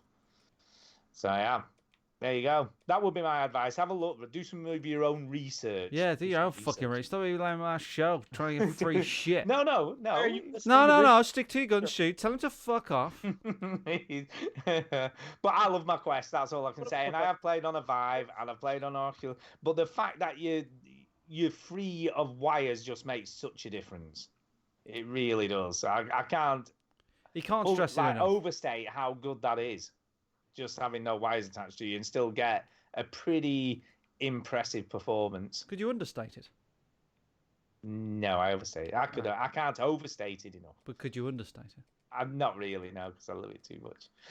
Okay, next email tonight is off Derek's Hines. So thank you very much, Warlocky, by the way. Thank you very much for that. Thank you very much for your email. I feel important now having given you some advice. Yes, Derek says this: mission highly improbable. All right. Greetings, veteran gamers. Hello. Great things. Your mission today, should you choose to accept it, involves nothing less than life, the universe, and everything. Oh. R.I.P. Douglas Adams. Oh, yeah. I've been watching lots of videos on the YouTube channel about how the universe may have begun. Yeah. Oh. The Big Bang Theory and all that cosmic jazz. Yeah. The so-called scientific explanation sounds so unlikely and outlandish that the old God created the Earth in 6 days story just doesn't sound so strange anymore. Also, the Matrix theory that we live in some kind of computer simulation seems just as likely as the theories put forward by the scientific community. So just for a bit of non-religious fun, can you come up with a combined veteran gamer's explanation as to how it all began? In the beginning, there was Skyrim, the most awesome game ever made. And then... Oh, God, have we got to carry on? Here's where fills in the next part. It's this I didn't realize this was like a make your own adventure game. No, I was already thinking of my version of whatever. Yeah, bollocks. I was thinking, fucking Skyrim. I was thinking we live in okay. The year Jimmy's going to be serious now. The year is 36XX, all right? Okay. And yeah. Rockstar is the greatest developer that has ever lived, and they've made GTA 74. and because they couldn't top themselves anymore, they decided to create reality, and everybody. It was so good. It was like another GTA, but it was all real. It was like the next level realism, and Rockstar created it, and that's what we're living in. Brilliant. Well, I think actually it all started with a cosmic-looking being who was staring at a mountain in the distance that he had to get to. So he started out on his journey to get to that there mountain, and then when he finally did, it started over again, and that's how the universe works. So there you go. Now we know. Exactly. Every so many millions and millions of years, it just all starts again. There you go. That sounds like a whack game.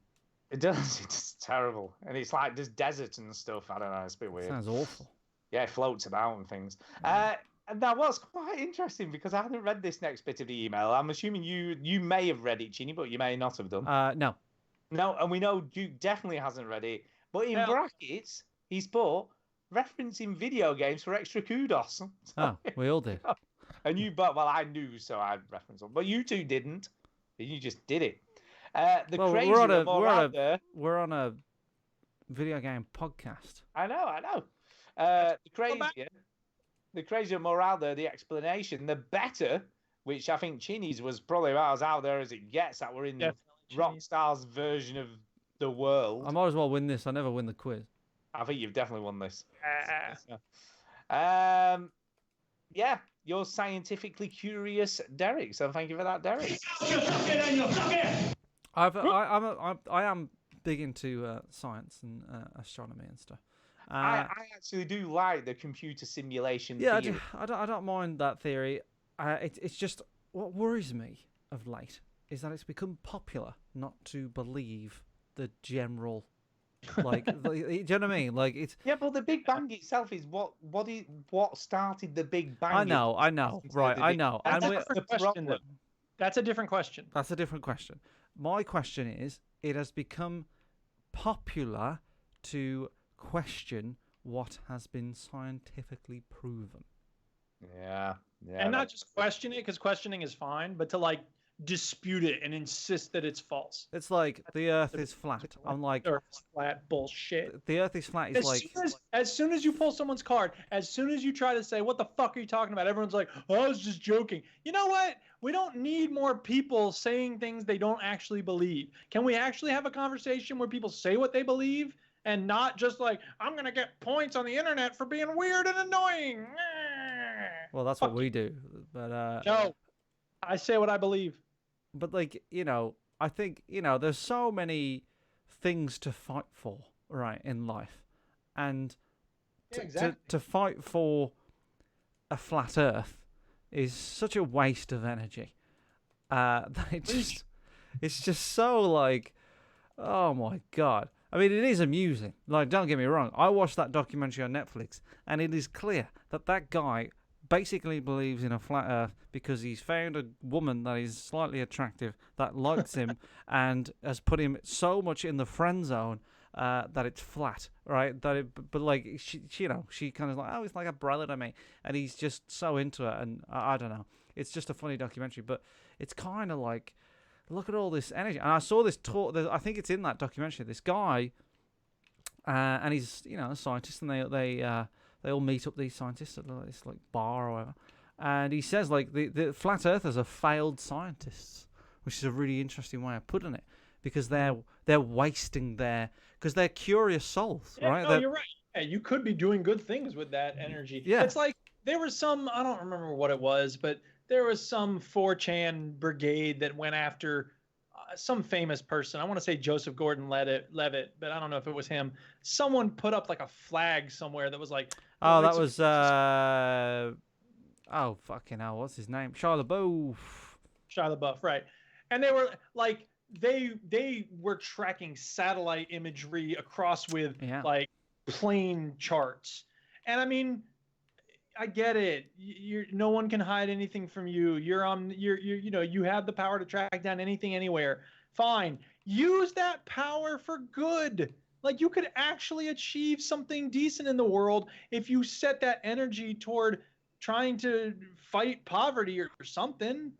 You're wasting your lives, people. It's very You weird. see, there is a theory that's growing traction. I'm not so sure whether you're aware of this, but there's a theory that We're all in that- VR. no, that the universe is a hologram. I've heard about the simulation stuff. It's a version of the simulation theory. Kind of, no, but they say it could be a hologram projected onto a sphere. Right, and a hologram would be a simulation. Yeah. Right. Yeah, I guess. I don't know. It's all... So, like, I don't know. I don't know what to say anymore. A Look, lot of I'm times not a people, scientist. advocate for these theories. It's because they're kind of neat. Yeah. And that's the end of it. Yeah. The thing Yeah, is, the- right? Like, I'm an atheist, right? I'm not like I don't care what people believe and stuff. Believe what you want to believe. I'm an atheist. I would fucking love if there was a heaven. That'd be great. Yeah. I'd sign me up. Playing tennis with Shakespeare probably be quite hard to get to. But like, I'd love all that stuff. But the thing is, I think the more we start to learn about the place where we live in the universe, the more boring it becomes. Because there is fascinating things out there. We've took a photograph of a black hole. There's supernovas closer than we thought there were.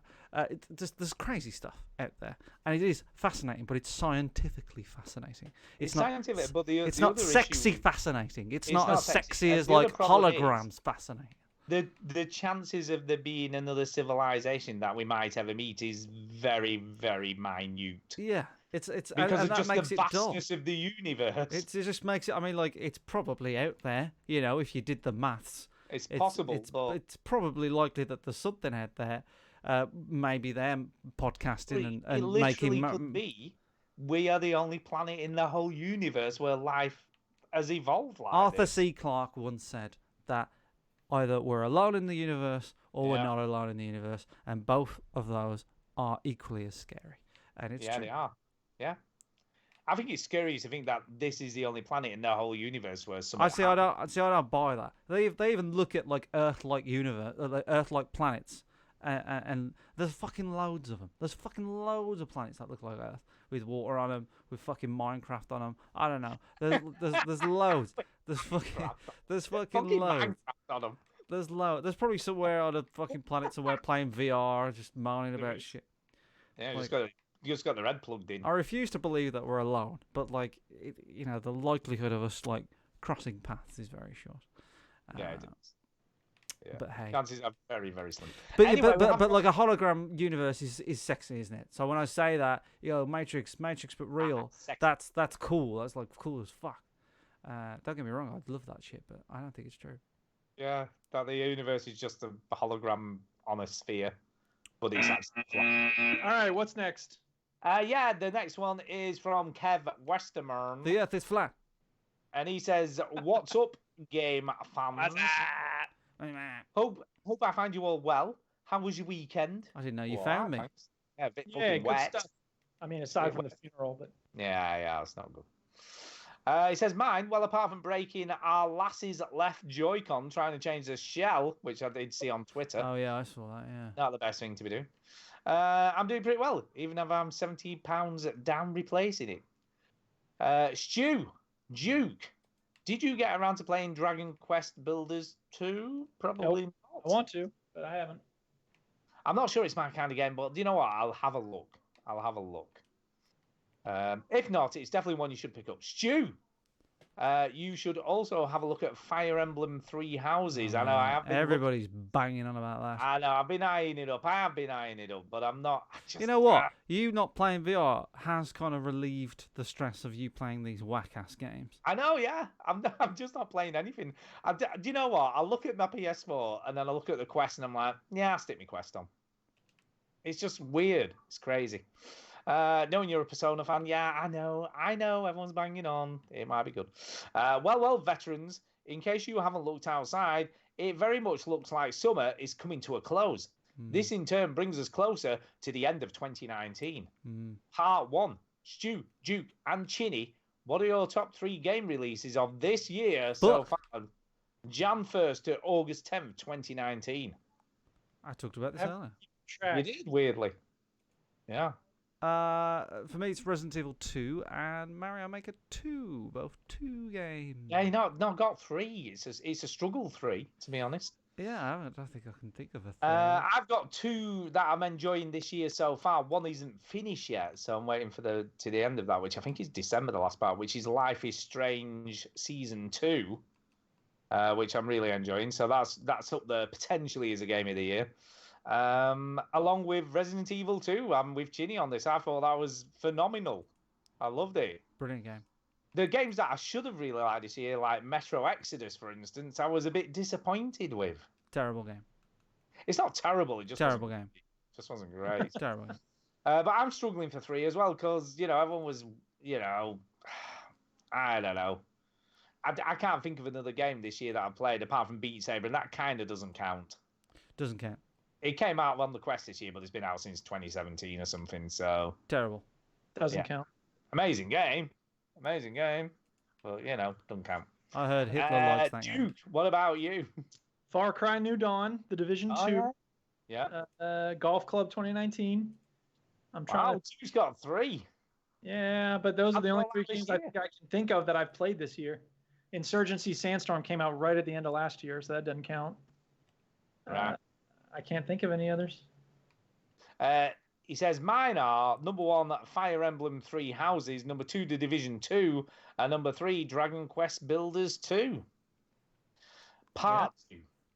Do you think any of your 3 worthy of Game of the Year noms? Probably just Resident Evil 2, I'd have said.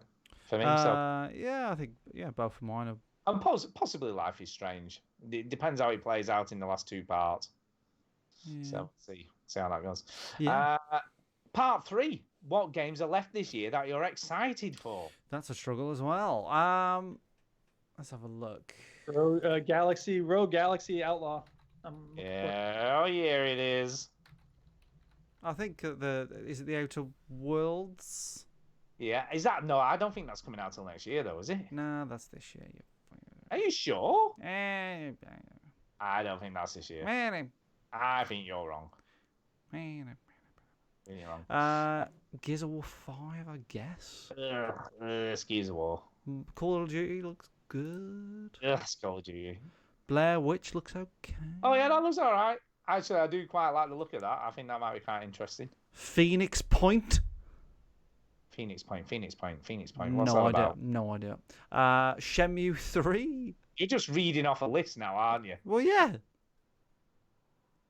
How else did you think I was getting this list? Okay. Shenmue 3. You know what? I really want that to be good, but I just It don't won't think be it's good. going to be It shit. won't be good. It's going to be wank. I'm going to spoil that for you now. It's just going to be a It load will of be crap. bad. Apparently, there is a Ghost Recon game coming out called Breakpoint. Yeah, it's going to be in a whole made-up universe, isn't it? I don't know. Looks good. It's not going to be in the real. It's not going to have a real world setting. All right. Oh Which is yeah, a bit weird. because I don't know. of Because shit. controversy. No, because Ghost Recon Wildlands got in a lot of trouble for that. And you know what Ubisoft's like? They're very safe. So very safe. Yeah, very safe company. So. Well, I've That'll got be 3 why. games that actually I haven't picked off a list because I'm actually waiting for these to come out. Okay. The first one's The Dark Pictures and Man of Medan, Right. which is by Supermassive Games. Okay, sure it is. Yes, it is. Who did? What did they do? They did the Until Dawn. What did they do? Until Dawn. Oh, Until no way. Dawn on PlayStation 4. Hey, what did they do? Until Dawn. And then they've been doing quite a lot of VR stuff. So they've been doing some stuff which I haven't obviously been playing because they're all on PSVR. The only one I played, they did an Until Dawn Rush of Blood, which was an on-rails shooter in a weird funhouse thing. You know what I'm surprised about, Stu?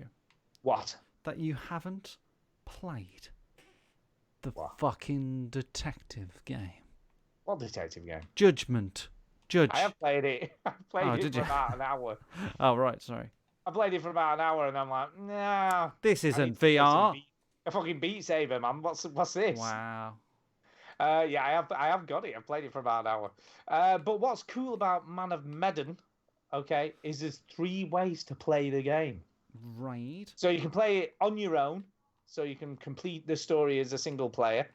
You can do movie night mode, which I'm going to play with Millie, where you and up to 4 friends will play the story together on the couch, each controlling a different character in the story. Or you can do it like 2-player online co-op. Okay. So I think it's looking really cool. So it's very much like Until Dawn. You know, it's sort of scary things set on an abandoned ship, weird shit's going down. Yeah, so I'm really looking forward to that. Second one's Control.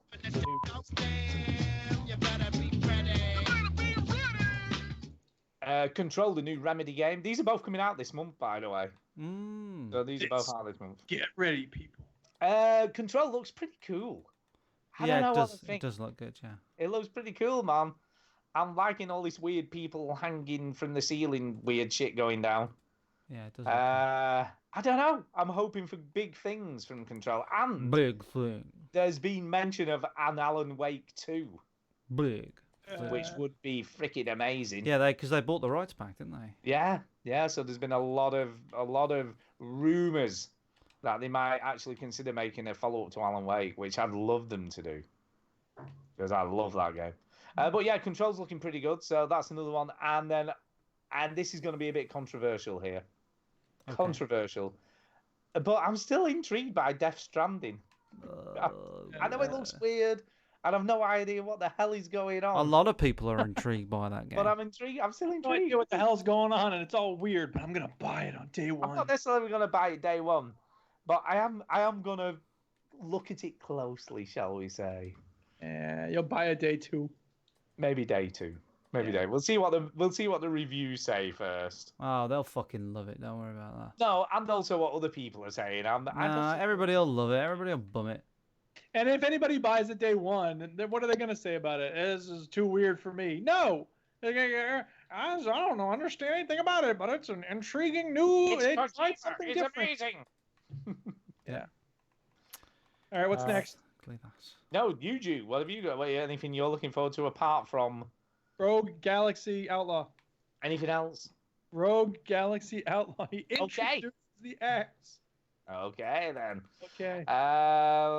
Anyway, he says, here's our Iron Man PSVR. Oh, yeah.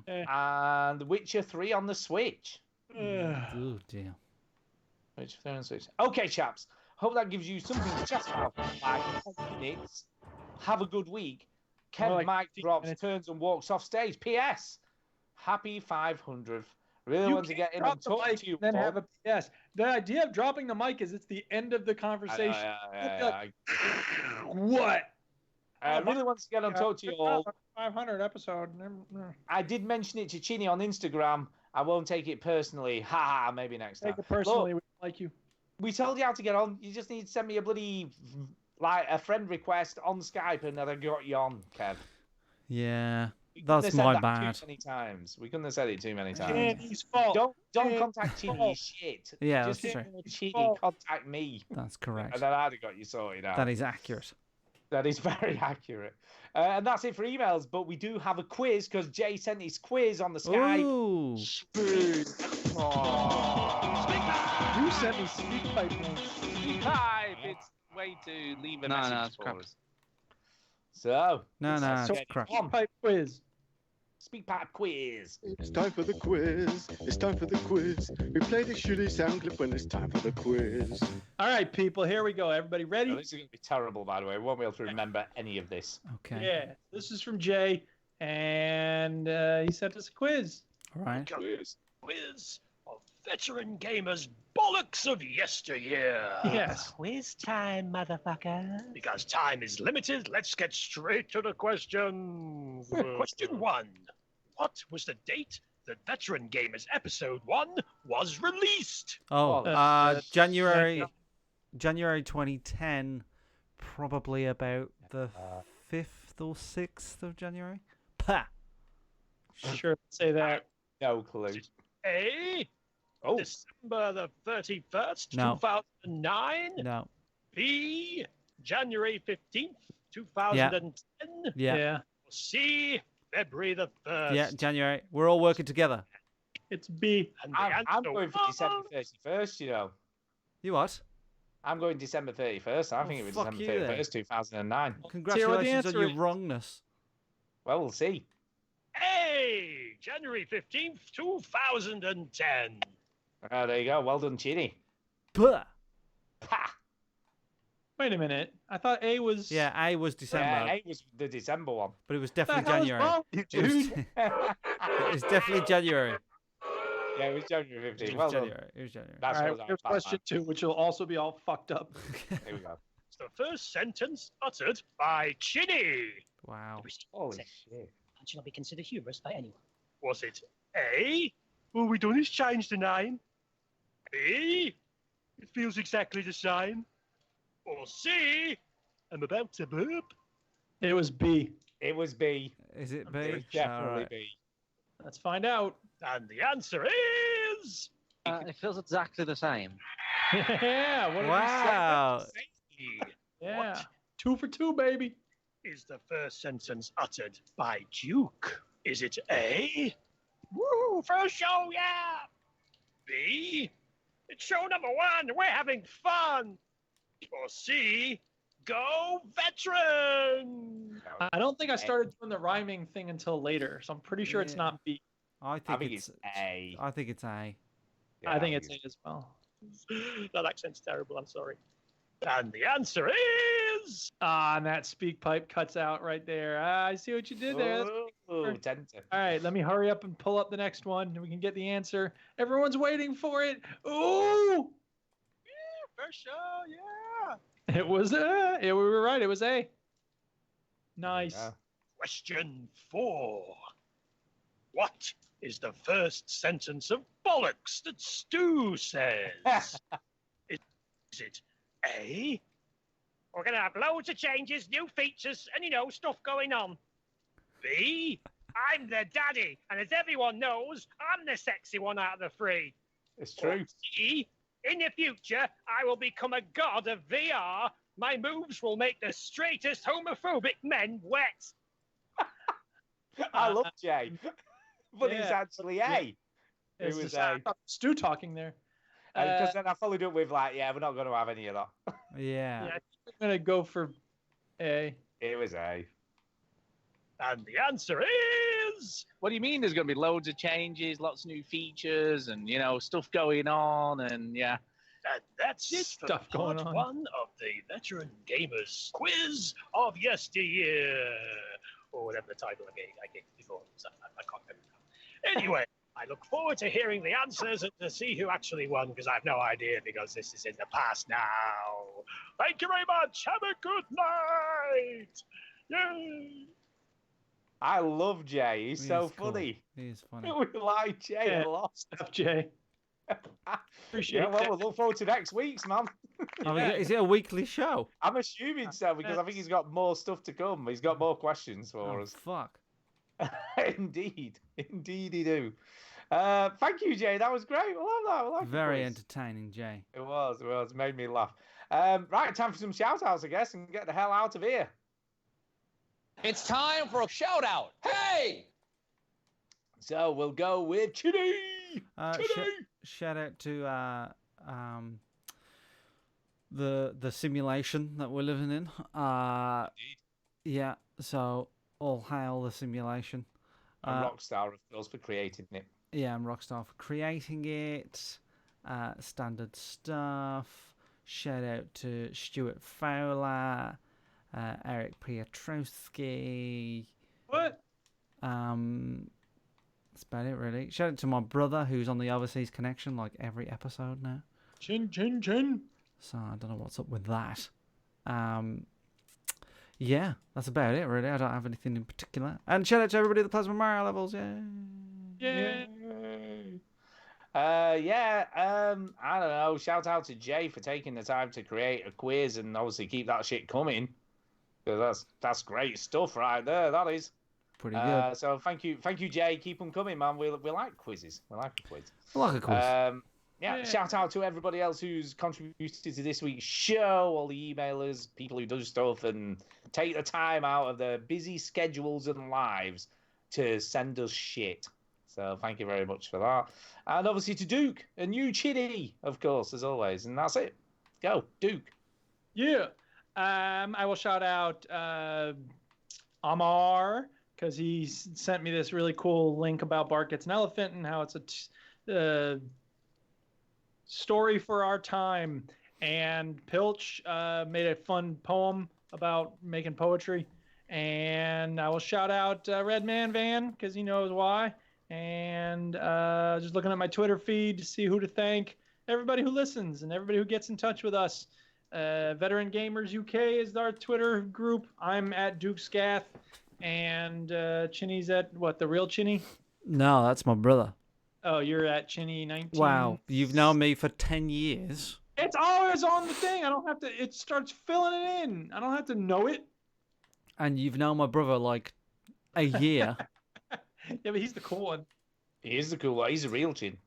No, well, I brought my dad on. He was 1985. No, your dad's the real Chin. Yeah, he's the real Chin. Right. Real. Anyway, thanks to everybody who gets in touch, and thanks to everybody who sends speak pipes. Send more speak pipes. Yeah, send them out.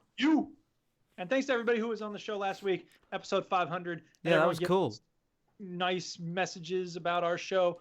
We're glad to provide some entertainment. Oh, and by the way, we can actually say we have completed 500 shows because we had to wait till this week to say because obviously 501. Yeah, we have this. And here's what I really think about our fans. All the kids in Springfield are SOBs. Yeah. Brilliant. Yeah, and that's it. We're done. That's it. Done. Outro song. Been a while. The end of the show. You fucking pricks. Turn the podcast off. Oh, wait, you don't need to do that because it'll turn off when it ends. Why don't you listen to another podcast, you ungrateful fuck?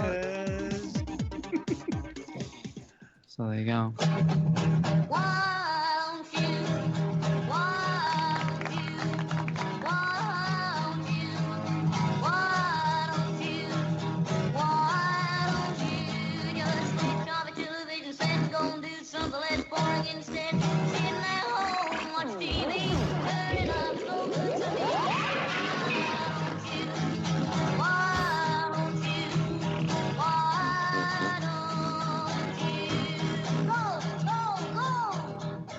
Fart remix.